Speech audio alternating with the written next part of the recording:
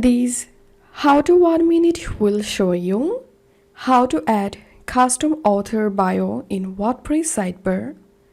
Follow this step-by-step guide to do it. First of all, log into your WordPress dashboard and hover over on Plugins and click on Add New. And search here RS Author Info Box.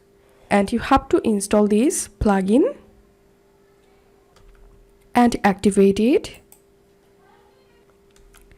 Once the plugin activated, now hover over on Appearance and click on Customize.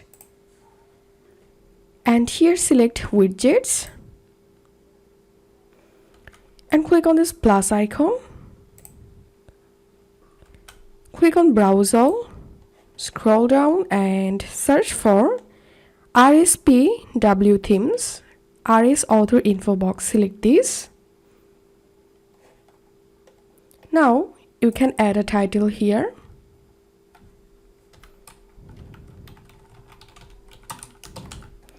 Enter here the author name. Enter author profession. Enter here a short description. Add a banner image. I'm selecting this one. And author image. Select here the author image.